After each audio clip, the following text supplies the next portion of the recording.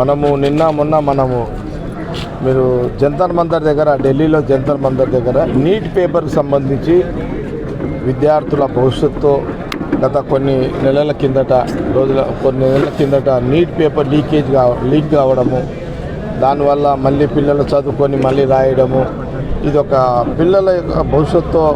BJP ప్రభుత్వం, నరేంద్ర మోడీ గారు, ప్రధానమంత్రి గారు మాట వరుసకు కూడా ఈ నీట్ పేపర్ లీక్ అయిన తర్వాత ఒక్క మాట కూడా విద్యార్థులతో మాట్లాడకపోవడం, దాని మీద తప్పు జరిగింది, ఇలాంటి తప్పులు జరగకుండా చూస్తామనే మాట కూడా ప్రస్తావన లేకుండా ఒక మొండిగా మరి ప్రధానమంత్రి గారు ఉండడము, మరి దాన్ని నిరసిస్తూ చాలామంది యువకులు, స్టూడెంట్స్ మరి జంతర్ మంతర్ దగ్గర వాళ్ళు వేల స్టూడెంట్స్ మరి జంతర్ మంతర్ దగ్గర దీక్ష ధర్నా కార్యక్రమం చేస్తున్న క్రమంలో పోలీసులు ఢిల్లీలో విద్యార్థులను స్టూడెంట్స్ మీద, స్టూడెంట్స్ మీద దారుణంగా లాఠీచార్జ్ చేయడము, కొట్టడము, రక్తాలు వచ్చేటట్టుగా కొట్టడము, చిత్రహింసలు పెట్టే రకంగా లాఠీచార్జ్ చేయడము, ఇది చాలా అమానుష్యం. నిజంగా ఘోరమైన ఇంత దారుణంగా బీజేపీ, నరేంద్ర మోడీ, ప్రధానమంత్రి గారి వాళ్ళ ప్రభుత్వం విద్యార్థుల రక్తం వచ్చేటట్టుగా కొట్టడము, దీన్ని చూసిన తర్వాత ఇది చూసి రాహుల్ గాంధీ గారు నిన్న ఇండియా కూటమి రాహుల్ గాంధీ గారు, ఎంపీలందరూ మరి ప్రియాంక గాంధీ గారు, రాహుల్ గాంధీ గారు, ప్రియాంక గాంధీ గారు, ఖార్గే గారు నిన్న అందరూ కూడా ప్రధానమంత్రి మోడీ గారు ఇంటి ముందే ధర్నా చేయాలని నిన్న అక్కడికి ధర్నాకు వెళ్ళడం జరిగింది.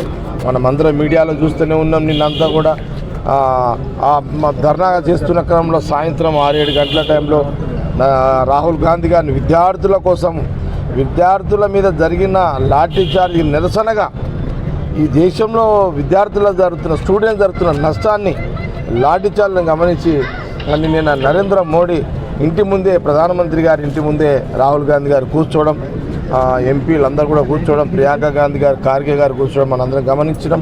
సాయంత్రం వారిని అక్కడ కూడా వారిని అరెస్ట్ చేయడం, అక్కడి నుంచి లాక్కోపోవడం, ఇవన్నీ కూడా మనం చూసినాం.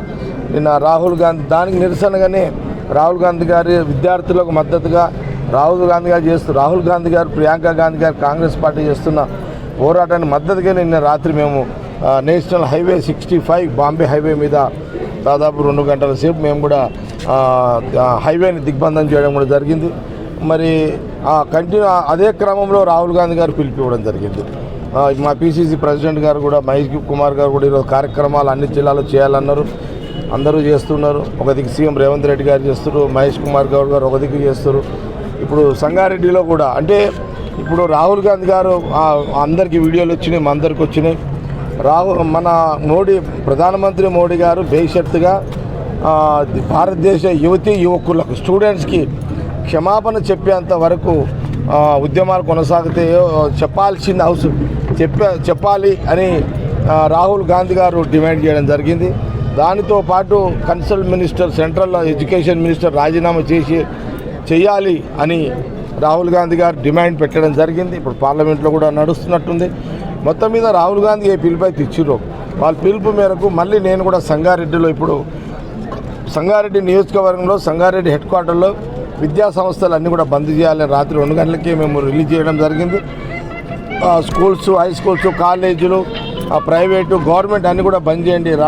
ఈ భారతదేశంలో ఉన్న విద్యా వ్యవస్థకు, విద్యార్థులకు, స్టూడెంట్స్కి జరిగే నష్టము, ఇలాంటి నష్టాలు జరగవద్దు, దారుణాలు కూడా జరగవద్దు స్టూడెంట్స్ మీద అని రాహుల్ గాంధీ గారు ఏ లైన్ అయితే తీసుకున్నారో, ప్రియాంక గాంధీ గారు ఏదో పోరాటం చేస్తారో, ఖార్గే గారు ఏదో పోరాటం చేస్తారో, రాహుల్ గాంధీ గారి నాయకత్వంలో వారి పిలుపు ప్రకారం ఈరోజు సంగారెడ్డిలో కూడా ఇప్పుడు ఇంకా కొద్ది క్షణంలో భారీ ఎత్తున ర్యాలీ కార్యక్రమాలు కూడా ఉంటాయి. విద్యా సంస్థ